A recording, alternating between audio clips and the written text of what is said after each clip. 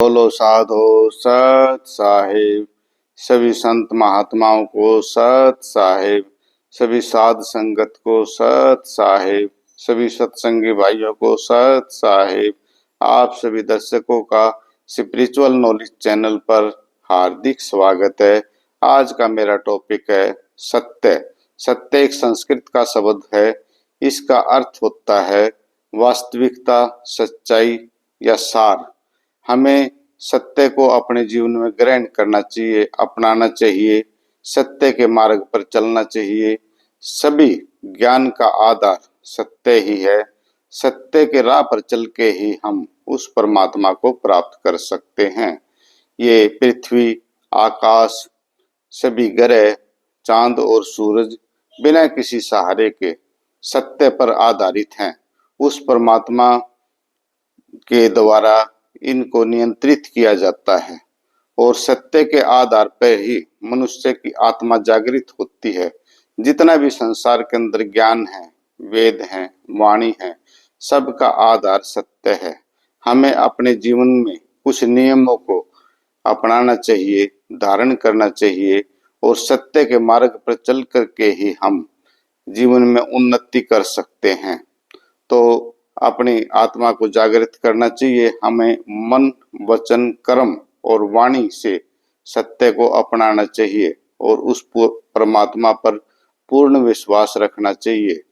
सत्य ही हमारे दिल में होना चाहिए, क्योंकि सत्य के बिना उस परमात्मा को प्राप्त करना असंभव है। जैसे परमात्मा हमारे दिल में बसता है, फूल के अंदर सुगंध होती है, काठ और पत्थर के अंदर अग्नि होती है, दूध के अंदर घी होता है, परंतु वो हमें दिखाई नहीं देता। मेहनत करने से या प्रयोग करने से ही ये चीजें प्रकट होती हैं। इसी प्रकार परमात्मा हमारे दिल के अंदर वास करता है। जब हम सत्य के मार्ग पर चलकर उसकी खोज करते हैं तो वो हमें मिल जाता है। वो हमारे शरीर के अंदर ही मिलता है। संत कबीर साहब ने कहा है, इस घट भीतर बाग बगीचे, इस घट भीतर हमारा तारनहारा। इस घट भीतर ही परमात्मा है। इसी शरीर के अंदर हम खोज करते हैं, वो हमारे दिल में रहता है। तो हमें सत्य के मार्ग पर चलना चाहिए।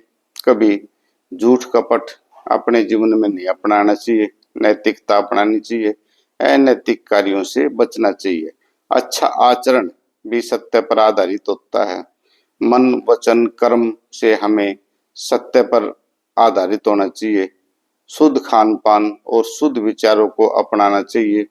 तो जीवन में सत्य का बहुत ही महत्व है और सत्य के बिना इस जीवन में कोई भी व्यक्ति उन्नति नहीं कर सकता।